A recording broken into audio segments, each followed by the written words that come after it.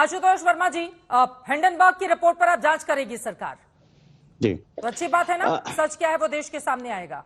हाँ चित्रा जी, ये अधूरी जानकारी है। सॉलिसिटर जनरल ने कहा कि कमेटी, जब बनाई जाएगी, सुप्रीम कोर्ट ऑफ इंडिया ने बोला कि इस पे जांच होनी चाहिए और कमेटी बननी चाहिए, तो सॉलिसिटर जनरल ने कहा कि हाँ, हम इसके लिए तैयार हैं, लेकिन इसके लिए जो कमेटी के नाम दिए जाएंगे वो हम बंद लिफाफे में आपको देंगे। तो सुप्रीम कोर्ट के जज ने कहा ठीक है, हम शुक्रवार को बात करेंगे। तो ये है पूरी बात, तैयार नहीं है। कौन जांच करेगा ये भी सरकारी बताएगी, कौन जांच करेगा हमारी। तो ये असल में आधी अधूरी जानकारी है और बड़ी अजीब सी बात है। इस देश में बहुत सीधी सी बात है, जब कोई घोटाला हुआ है, अगर देश का प्रमुख विपक्षी पार्टी का सबसे बड़ा नेता उस बात की बात कर रहा है, तो आप उस पर जांच तक नहीं कर रहे हैं, आप उसको बात करने को तैयार नहीं है। आप 1.5-2 घंटे सब कुछ बोलते रहते हैं, लेकिन उसका नाम तक नहीं लेते हैं। तो ये कौन सा लोकतंत्र है। और मैं भी सुन रहा था नलिन कोहली जी ने और आप साहब आपने बोला कि लाखों लाखों टैक्स पेयर्स का पैसा सदन की कार्रवाई में खर्च हो रहा है, लेकिन विपक्ष चलने नहीं देती है। तो चित्रा जी, आपके माध्यम से आपके दर्शकों को भी बताना चाहूंगा कि पीआरएस लेजिस्लेटिव जो रिसर्च है वो बताती है कि 2009 से लेकर 2014 तक, जब यूपीए 2 की सरकार थी और भारतीय जनता पार्टी विपक्ष में थी, तो उस समय की जो गुणवत्ता थी, उत्पादकता थी लोकसभा की, 15वीं लोकसभा की, वो सबसे कम इतिहास में रही है आज तक। और खुद सुषमा स्वराज जी, दिवंगत नेता, उन्होंने कहा कि अगर हमारी बात नहीं सुनी जाएगी तो संसद को रोकना ये लोकतंत्र का एक तरीका है। अरुण जेटली जी ने बोला रांची में आके, मानसून सत्र पूरा खत्म हो गया, कि नहीं, संसद को नहीं चलने दे सकते हैं क्योंकि हमारे मुद्दे खत्म हो जाएंगे। तो आज भारतीय जनता पार्टी किस मुंह से ये बात करती है? मुझे लगता है कि ये कोई बात नहीं है।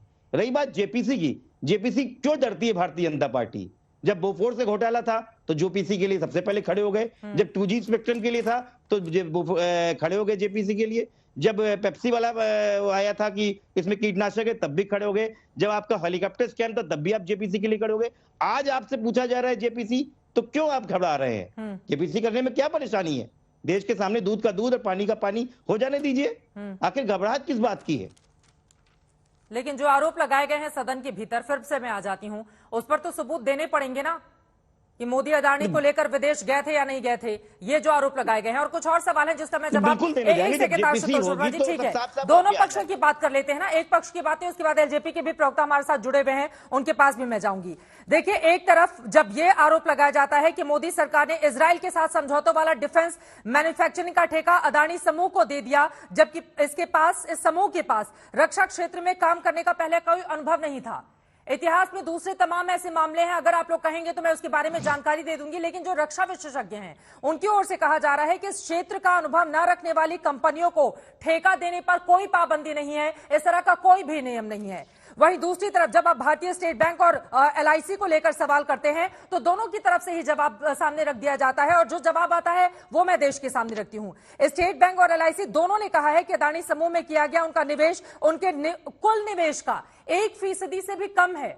अगर इस तरह के जवाब सामने आते हैं, उसके बावजूद हंगामा चलता रहेगा, उसके बावजूद सदन को चलने नहीं दिया जाएगा, अराजकता और इस तरह की स्थिति से तो सदन में कामकाज नहीं होगा, तो आम जनता का पैसा तो पानी में जा रहा है ना। धीरेन्द्र कुमार जी, आपको लेकर आते हुए चर्चा में, सदन कैसे चलेगा, यह तो सरकार की जिम्मेदारी है। अब विपक्ष अगर कोई मांग कर रहा है तो उसको सिरे से खारिज नहीं किया जा सकता है, क्योंकि उनको भी जनता ने चुनकर भेजा है लोगों का प्रतिनिधित्व करने के लिए, सवाल पूछने के लिए। चित्रा जी, ये सही बात है कि लोगों ने चुन करके भेजा है विपक्ष के नेता, लेकिन अगर देश की जितनी भी स्वायत्त संस्थाएं हैं, क्या उसने किसी घोटाले की बात कही है क्या? किसी विदेशी के द्वारा अगर कोई आरोप लगा दिया जाता है किसी कंपनी के द्वारा, जो ट्रेडर्स है, उसके कहने पे जेपीसी बिठा देना चाहिए। क्या भारत का लोकतंत्र इतना कमजोर हो गया है? जो विदेशी ताकतें भारत को हिलाना चाहती है, हम उसको मदद करें। मोदी जी की बातें इनको अच्छी नहीं लगती है। मूडीज की जो रिपोर्ट आती है, जिसका भी आपने जिक्र किया 1% का, मूडीज का रिपोर्ट कहता है कि भारत की अर्थव्यवस्था ठीक है। न मोदी ठीक लगते हैं इनको, न मोदी ठीक लगता है इनको, न इनको अडानी ठीक लगते थे, न कभी आडवाणी ठीक लगते थे। तो अगर कुर्सी पाने के लिए ही सिर्फ अगर राजनीति करनी है, तो इस पर मुझे बहुत कुछ नहीं कहना है। ये निवेश कोई नई तो नहीं हो रही है ना अडानी की। अडानी के अन्य प्रदेशों में, कांग्रेस शासित प्रदेशों में भी है इनके निवेश। वहां पर इन्होंने क्यों निवेश होने दिया है? और भारत में ही तो घोटाले नहीं है ना, अडानी ऐसी कंपनी है कि विश्व के कई अन्य देशों में है ना, वहां पे तो किसी ने इस तरह के आरोप नहीं लगाए हैं। अब भारत में कुछ तथाकथित लोग अगर कुर्सी पाने के लिए अगर इस तरह के हथकंडे अपनाते हैं और बात बात में हम लोग किसी विदेशी के कहने पर, किसी विदेशी ट्रेडर्स के कहने पर हम लोग जेपीसी की मांग करके और उनकी मांग को मान लेते हैं, तो कहीं ना कहीं ये एक अच्छा संदेश विश्व को नहीं जाएगा, मुझे ऐसा लगता है। ठीक है आलोक जी, इस पर आप जवाब दीजिए, उसके बाद नलिन कोहली जी मैं फौरन आपके पास आ रही हूँ। बिल्कुल, बहुत अच्छी विषय आए सामने। आज दिक्कत ये है कि सेबी जांच कर रही है, पहले कहा बीजेपी ने, फिर कहा कि एसबीआई जांच कर रही है। एसबीआई ने अपने स्टेटमेंट में कहा अब हम देखेंगे 2-3 साल में वो कहाँ इन्वेस्ट करेंगे, अभी तक कुछ नहीं देखा है। एसबीआई ने किसी जांच की कोई स्टेटमेंट इश्यू नहीं की आज तक। सेबी ने जो कहा उसमें सेबी ने तो अडानी का भी नाम नहीं लिया, क्योंकि सेबी में तो उनके रिश्तेदार बैठे हैं। और सेबी एसबीआई ही अगर पाक पवित्र है, गंगा जमुना है, तो मुझे ये बताइए, नलिन भाई तो वकील हैं, सेबी के लोग तो जेल में भी गए फ्रॉड करने के लिए, और एसबीआई के 5 लाख से ज्यादा केस विभिन्न न्यायालयों में चल रहे हैं। अगर एसबीआई पाक साफ है तो फिर तो यही जांच एजेंसियां कर लें और बाकी जांच एजेंसियों पे ताला लगा दिया जाए। मुझे लगता है ये हास्यास्पद बयान है। राष्ट्रपति उपराष्ट्रपति महोदय भी कहीं ना कहीं आज मोदी साहब के दबाव में लग रहे हैं। प्रोटोकॉल का मोदी साहब पालन नहीं करते हैं। राष्ट्रपति उपराष्ट्रपति पीछे पीछे चलते हैं उनके, प्रधानमंत्री महोदय आगे आगे चलते हैं। और अगर अभी जो मेरे भाई ने कहा कि साहब विदेशी ताकतें भारत पर हमला कर रही हैं, तो सरकार क्या पकौड़े चल रही है? हिंडनबर्ग के बारे में अभी तक हमारे एम्बेसडर ने यूएसए में अभी तक रिपोर्ट क्यों नहीं दर्ज कराई कि हमारे यहाँ के जो है पब्लिक एक्सचेकर्स का मनी जो है वो इस रिपोर्ट की वजह से खराब है और हिंडनबर्ग बहुत खराब है, हिंडनबर्ग गलत है।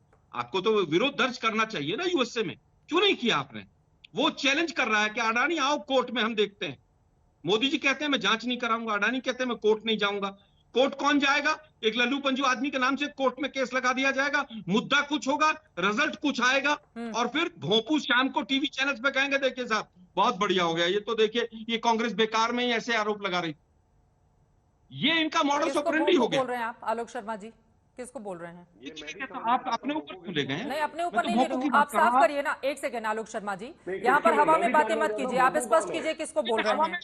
बातें नहीं कर रहा आप मैं। नाम लेकर बताइए किसको बोल रहे हैं। आलोक शर्मा जी बिल्कुल ये गलत तरीका है, इस तरह के इस तरह के शब्दों का इस्तेमाल मैं अपने शो में नहीं करने दूंगी। आलोक शर्मा जी आप किसी के लिए भी कीजिए, ये भोंपू कौन सा शब्द होता है?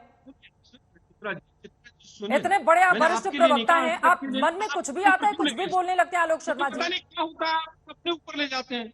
मैंने आपके लिए नहीं कहा, आज तक के लिए नहीं कहा, आप शांत रहिए प्लीज। अब बात आती है 1% की। अगर आप हमारे डिबेट शो में करेंगे, बोलेंगे तो पूछा जाएगा ना किसके लिए बोल रहे हैं, और दूसरे जगहों की बात यहाँ पर मत करिए कि कौन है भोपू।